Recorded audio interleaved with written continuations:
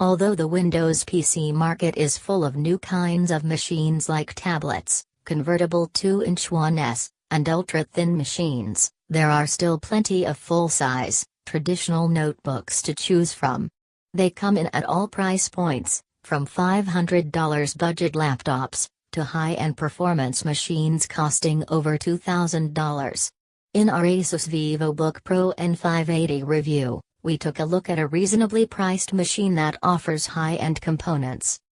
Our review unit was equipped with a 7th generation Intel Core i7-7700HQ quad-core CPU, 16GB of DDR 2400 MHz RAM, a 512GB SATA solid-state drive, SSD, and the popular NVIDIA GeForce GTX 1050 GPU, which promises decent 1080p gaming.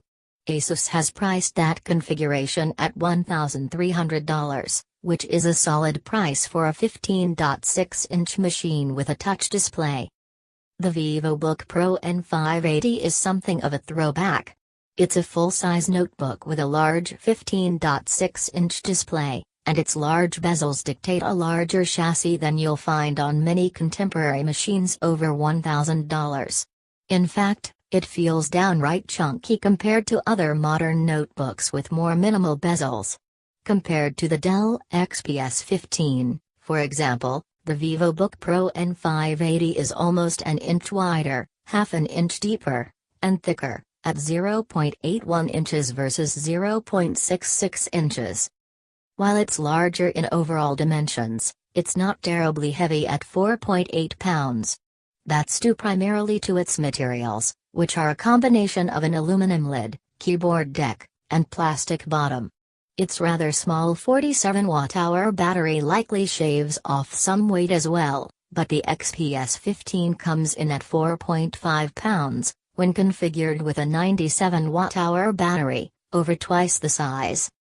Those materials combine with a solid build to make a machine that feels robust, and doesn't suffer from any significant creaking or flexing. The one exception is the keyboard deck, which gives with a bit of slight pressure during heavy typing sessions. The hinge holds the display firmly in place, but it's a bit too tight and requires two hands to open.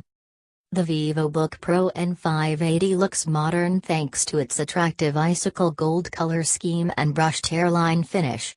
Diamond-cut edges around the touchpad add a little flair, and the tapering keyboard gives the illusion of a thinner chassis. One of the benefits of the materials is that the machine isn't a fingerprint magnet.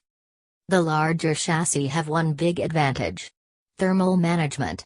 Asus engineered in two fans that vent hot air out the back, and they manage to keep the chassis cool during heavy use.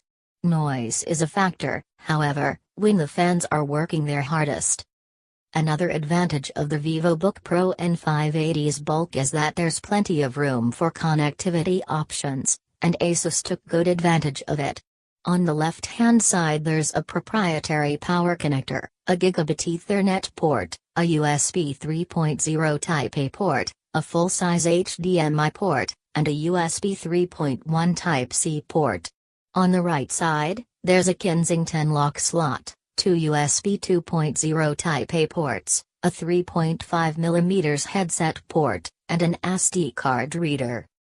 Wireless connectivity is provided by 802.11 acres Wi-Fi with 2x2 MU-MIMO support and Bluetooth 4.2. Regardless of what you need to connect, the Vivobook Pro N580 has you covered. The Vivobook Pro N580's keyboard is now recessed into the keyboard deck, a change from the previous model, and it provides plenty of spacing between individual keys. In fact, it may provide too much space. While there's plenty of room in the expansive deck, the 10-key numeric keypad is squished on the right-hand side.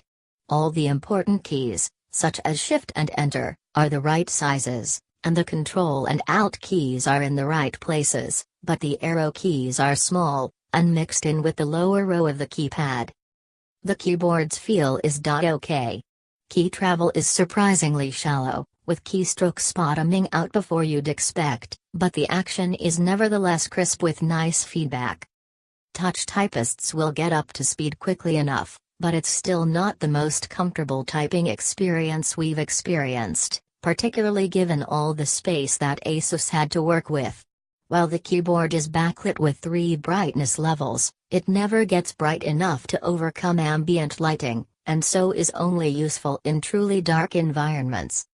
The Vivobook Pro N580 is fitted with a 15.6-inch Full HD, 1920 by 1080, or 141 pixels per inch, display that's likely sharp enough for most people, but could be better. A close look will reveal jagged edges along fine details, such as small fonts. We don't have a major problem with it, however, and think many of our readers won't see the problem. Testing with our colorimeter found both strengths and weaknesses in the Vivobook Pro N580's display. First up are the positives. Color gamut was wider than many competitive systems, at 76% of Adobe RGB and 98% of sRGB. Only the Dell XPS 15's excellent display was better.